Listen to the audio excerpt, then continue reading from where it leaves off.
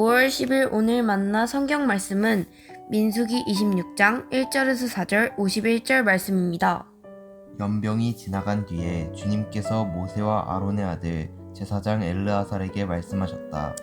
이스라엘 자손의 온 회중의 머리의 수를 세어라. 20살부터 그 위로 이스라엘에서 군대에 나갈 수 있는 이들을 모두 조상의 가문별로 세어라. 모세와 제사장 엘르아살은 여리고 건너편 요단 강가의 모압 평지에서 백성에게 이 사실을 알리고 이렇게 지시하였다. 주님께서 모세에게 명하신 대로 20살부터 그 위로 남자의 수를 세시오. 이들과 같이 등록된 이스라엘 자손은 모두 60만 1730명이었다. 아멘. 오늘 만나러 만나주시는 하나님을 기대합니다. 민수기 26장은 두 번째 인구조사입니다. 첫 번째 인구조사는 민수기 1장에 나옵니다. 출애굽한 이스라엘이 광야 생활을 앞두고 있을 때 실시되었습니다. 이에 비해 두 번째 인구조사는 가나안 땅 진입을 앞두고 실시된 것입니다. 두 번째 인구조사가 참혹한 연병으로 무려 24,000명이라는 수많은 사람들이 죽고 난 다음에 실시되었다는 것을 민수기가 굳이 밝히고 있습니다. 연병은 이스라엘이 모압의 딸들과 음행하였고 이방신 바알부오를 숭배한 것에 대한 하나님의 심판이었습니다. 인구조사 이후 민수기에는 이스라엘이 불순종한다든지 전쟁에서 패전한다든지 하는 부정적인 모습이 등장하지 않습니다. 그러니까 하나님께서 두 번째로 인구를 조사하라고 지시하신 것은 옛 세대를 정리하신 다음 새로운 세대가 희망찬 미래를 준비하게 하신 셈입니다. 인구조사를 통해 각 지파는 공동체를 정비할 수 있었습니다. 사망자 수를 확인하고 흩어진 마음을 모아 선민의 사명을 감당하겠다는 결의를 다지는 계기가 되었을 것입니다. 시련을 통해 개인이나 공동체는 스스로 돌아보는 가운데 하나님의 교훈을 가슴에 새길 일이겠습니다. 인구조사에서 특이한 점이 눈에 보입니다. 1차 조사 때는 60만 1730명이었는데 2차 조사 때는 60만 3550명으로 거의 변화가 없습니다.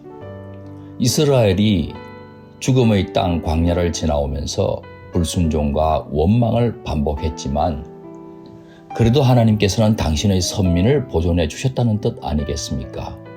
기적 같은 은혜입니다. 그런데 유독 시므온 지파만 그 수가 59,300명에서 22,200명으로 무려 37,100명이 급감했습니다. 이는 모압 평지 시딤에서 이스라엘이 음행과 우상숭배와 뒤섞인 죄를 범했을 때 그 주동자였던 시므리가 바로 이 시므온 지파의 지도자 중 한 사람이기 때문이었다고 추정할 수밖에 없습니다. 죄는 개인뿐만 아니라 공동체를 파괴하고 망하게 합니다. 죄는 바이러스와 같은 삽시간에 퍼져나갈 수 있는 전염병이기 때문입니다. 공의의 하나님은 범죄한 당사자나 공동체를 위해서 죄를 용인하지 않으십니다. 또 하나의 특이점은 통상 전쟁에 참가할 수 있는 남자들만 계수하는데 여자들의 이름도 언급하고 있다는 것입니다. 길르앗 지파의 슬로보핫의 딸들입니다. 헤벨의 아들 슬로보핫에게는 아들이 없다. 그에게는 오직 딸들만 있는데 그 딸들의 이름은 말라와 노아와 호글라와 밀가와 디르사이다. 이 여인들은 다른 지파에게 시집가면 땅을 분배받지 못합니다. 그러면 슬로보핫 가문이 하나님으로부터 받을 수 있는 기업은 사라집니다. 슬로보핫의 딸들은 이 점을 살펴달라고 모세에게 탄원하였고 모세는 타당하다고 보아 이들도 계수에 들게 한 것입니다. 신앙 공동체는 소외되거나 억울한 구성원이 없도록 두루 살펴야 한다는 것을 교훈받습니다.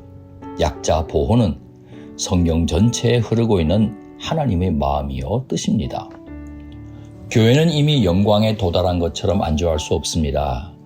우리는 아직 안식에 도달하지 않았습니다. 싸워야 할 적이 사방천지에 우리들을 노리고 있습니다.